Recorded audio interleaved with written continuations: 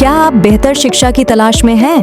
तो आइए राम स्वरूप किसान महिला महाविद्यालय बूढ़नपुर आजमगढ़ में। यहाँ BA, BSc की कक्षाएं अनुभवी शिक्षकों द्वारा संचालित की जाती हैं। यहाँ smart class, computer lab, science lab की बेहतरीन सुविधाएं उपलब्ध हैं। नए सत्र के लिए प्रवेश प्रारंभ हो चुके हैं। जल्दी करें और आज ही संपर्क करें। सहयोगी प्रतिष्ठान Ramroop memorial inter college Budhanpur Azamgarh एवं किसान बालिका इंटर कॉलेज एक डंगी कोयलसा आजमगढ़।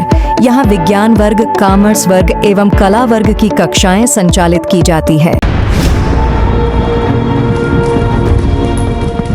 अतरौलिया विधानसभा क्षेत्र के कुशहा गोसाई गांव में शुक्रवार को विकास कार्यों को नई गति देते हुए क्षेत्रीय विधायक डॉक्टर संग्राम यादव ने लगभग 400 मीटर लंबे सीसी मार्ग का लोकार्पण किया। इस अवसर पर उन्होंने गांव की बेटियों से फीता कटवाकर सड़क का शुभारंभ कराया और समाज को बेटियों के सम्मान एवं महिला सशक्तिकरण का सकारात्मक संदेश दिया। कार्यक्रम में बड़ी संख्या में ग्रामीण, जनप्रतिनिधि और समाजवादी पार्टी के कार्यकर्ता मौजूद रहे। कार्यक्रम का आयोजन ब्लैक अध्यक्ष राजेंद्र यादव के नेतृत्व में किया गया। कार्यक्रम की अध्यक्षता पूर्व प्रमुख महेंद्र यादव ने की, जबकि डॉक्टर नरेंद्र नाथ यादव विशिष्ट अतिथि के रूप में उपस्थित रहे। कार्यक्रम का संचालन बलवंत यादव ने किया। इस अवसर पर राजेंद्र राम, बर्मन यादव, कवलधारी यादव, राम प्रगट यादव, आशुतोष यादव, हर हर महादेव, श्यामलाल यादव, उदयराज यादव, ग्राम प्रधान प्रमोद यादव उर्फ मुन्ना सहित बड़ी संख्या में ग्रामीण, समाजवादी पार्टी के कार्यकर्ता एवं स्थानीय गणमान्य लोग उपस्थित रहे। कार्यक्रम के दौरान ग्रामीणों ने नए सीसी मार्ग के निर्माण पर खुशी जताते हुए इसे गांव के विकास की दिशा में महत्वपूर्ण कदम बताया। देखिए आशीष जी, आप जानते हैं कि मैं हर हफ्ते कम से कम 2 ग्राम सभाओं में सीसी रोड का लोकार्पण करता हूँ। आज उसी क्रम में मैं कुशहा गोसाई गांव में आया हूँ, जहाँ सीसी रोड का लोकार्पण किया और उस लोकार्पण के बहाने हम पूरे गांव की बेटियां, बहनें, माताएं, नेतागण, सामाजिक कार्यकर्ता, प्रधान सब लोग एकजुट होते हैं और जो देश के हालात हैं उसके बारे में चर्चा करते हैं कि कैसे पीढ़ियों को एकजुट करके जो सांप्रदायिक ताकतें जो देश को बांटना चाहती है, जो देश को लूट रही है, जो अयोध्या को लूट रही है, उनसे कैसे निजात दिलाई जाए, कैसे 2027 में पीढ़ियों की एकजुटता बना के सामाजिक न्याय के राज की स्थापना किया जाए, इस पर एक बड़ी चर्चा होती है। और उस चर्चा में आप अपने आंखों से खुद देख रहे हैं कि कोई बचता नहीं गांव में कि जो उपस्थित ना हुआ है। तो हमारा उद्देश्य है कि हम गांव में जाएं और गांव को, हमारे नेता मुलायम सिंह यादव जी कहते थे कि गांव खुशहाल होगा तो देश खुशहाल होगा, बिना गांव खुशहाल हुए देश खुशहाल नहीं हो सकता है। हम उसी उद्देश्य से आज इस गांव के अंदर आए थे। अतरौलिया में एक योग्य विधायक पा करके जनता गदगद, फिर भी विपक्षी जो अतरौलिया में क्या चाहते, चूंकि विकास की राजनीति पे बात करें या किसी भी चीज पे, अगर जब बीजेपी का पूरे प्रदेश में, देश में टक्कर, उस समय अतरौलिया आजमगढ़ में जमीन का कमल नहीं खिल पाया। तो ऐसी स्थिति में ये लोग क्या साधना चाहते हैं, जो गढ़ को गढ़ ही बनाते हैं और कुछ लोग इस तरह के बयान देते हैं, इसमें क्या कहना चाहते हैं? आशीष जी, मैं उनसे यही कहूंगा कि आईना जब भी उठाया करो, आईना जब भी उठाया करो, पहले खुद देखो फिर दिखाया करो। अगर संग्राम यादव अपनी विधायक निधि से आराधना पांडे को, श्रेयांश सोनी को, बहुत से लोगों को अपनी निधि से आसाद बीमारियों के लिए पैसा दे रहा है, तो अभी तो तस्वीर जारी करो, तस्वीरें जारी करो।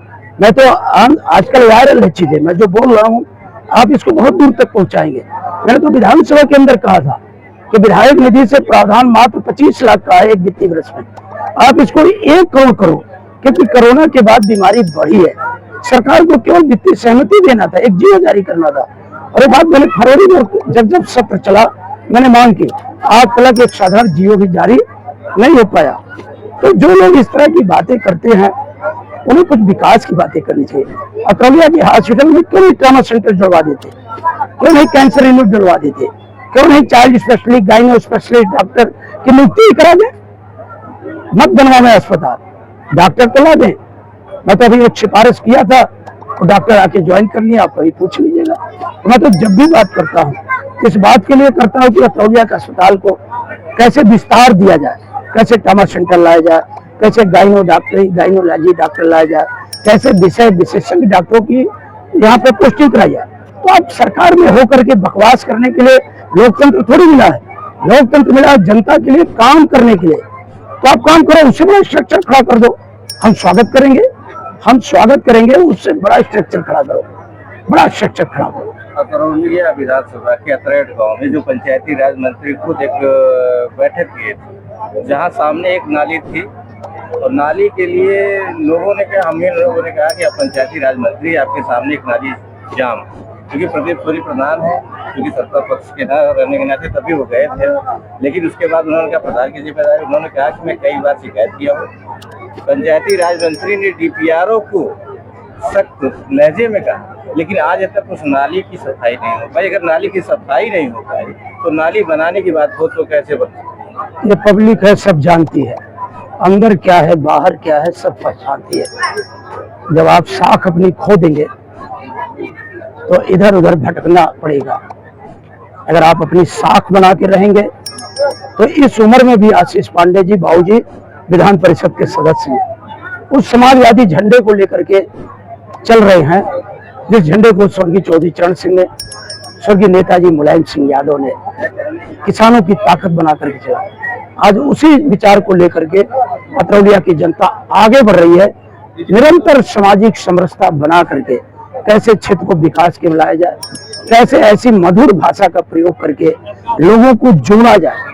अतरौलिया कहीं बकवास सुनने की आदि नहीं रही है, आने वाला दिन ही बताएगा, क्योंकि लोकतंत्र में सबसे बड़ी ताकत अगर किसी के पास है तो जनता के पास है, और जनता सब कुछ देख रही है।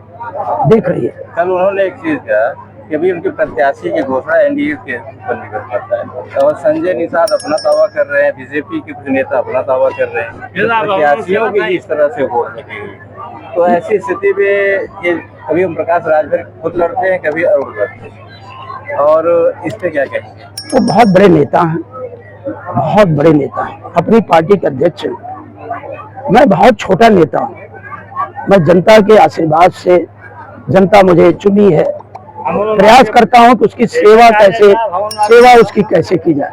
बाकी वो बहुत बड़े नेता हैं। आप विधायक, आप छोटे नेता हैं, और आपका क्षेत्र इतना हल्का है, जैसे उतने हल्के भी लेकर के आ रहे हैं, क्योंकि अतरौलिया की जनता इतनी बुद्धिमान है कि बाहरी को कभी बर्दाश्त करेगी। मैं लोकतंत्र में कोई कहीं से चुनाव लड़ ले, ऐसा प्रावधान है बाबा साहब के संविधान में, मैं उस पर कोई कमेंट नहीं करता। और वो बहुत बड़े नेता हैं, सरकार को ला करके बड़ा अस्पताल बनवाना चाहिए, उससे बड़ा बना देना चाहिए, क्योंकि 2 साल से बकवास हो रही है। अगर कोई इमारत खड़ी हो गई होती तो अच्छा लगता, आशीष जी आपको भी अच्छा लगता।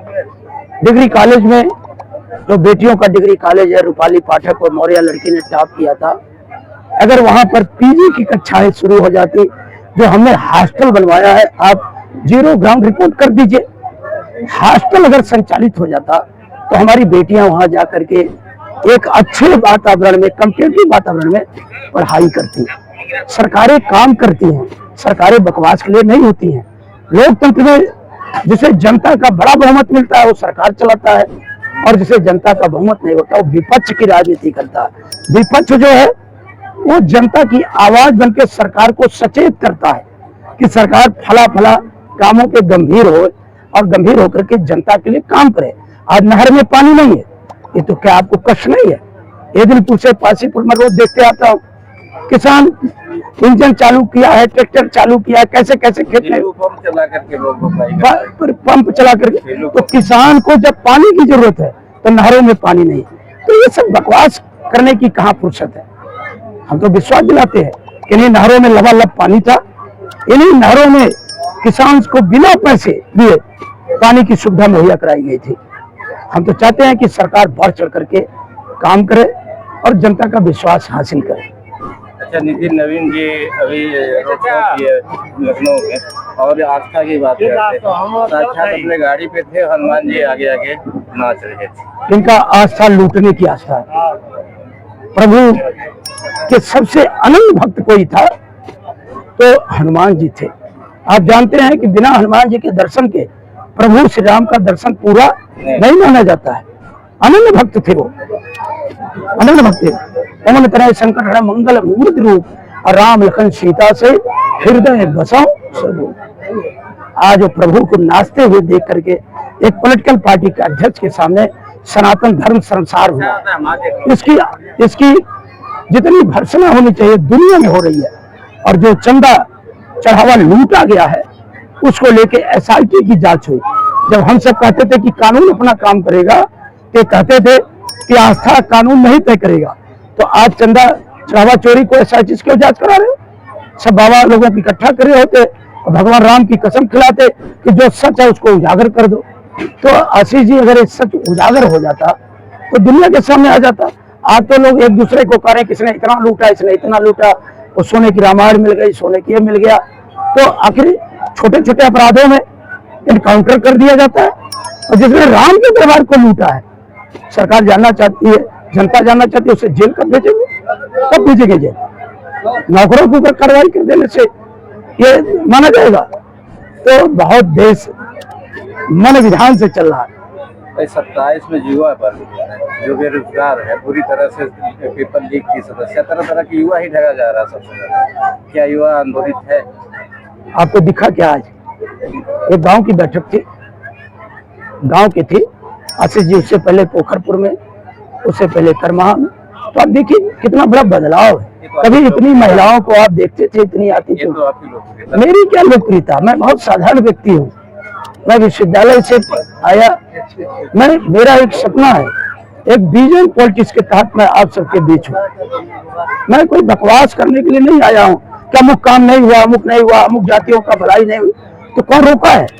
कौन रोका है? अभी तो सत्ता 4-5 महीने है। सत्ता तो एक कलम से निर्णय लेती है ना, उनकी भलाई कर दे। अपनी सारी नाकामी सरकार जो है, अपनी सारी नाकामी सपा में डाल दी, क्योंकि पंचायत मंत्री होते हुए और वह ये कहते पंचायत चुनाव सपा वालों ने रोका है, कोर्ट में ले जाके फंसा दिया। इस चीज को कहा आशीष जी, एक धार्मिक कहानी आप जानते हैं ना, कि कंस को कोई कान में आके कह दिया था कि तुम्हारी बहन से जो औलाद बनेगी वो तुम्हारे विनाश का कारण बनेगी। यही तो इतिहास है कि कंस बेरहमी से मार देता था, औलाद धरती पे आए उससे पहले मार देता था।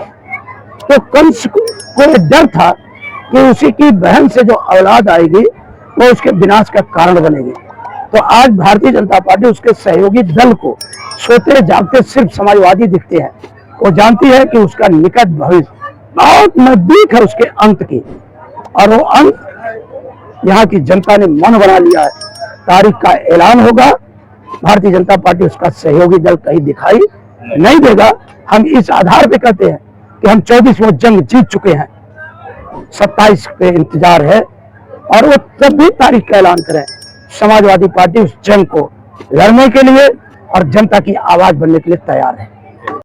इसके प्रायोजक हैं एडवांस कंप्यूटर, निकट इंडियन बैंक, बूढ़नपुर, आजमगढ़। यदि आप अपनी बच्चे को कंप्यूटर की उत्तम शिक्षा देना चाहते हैं तो तुरंत संपर्क करें।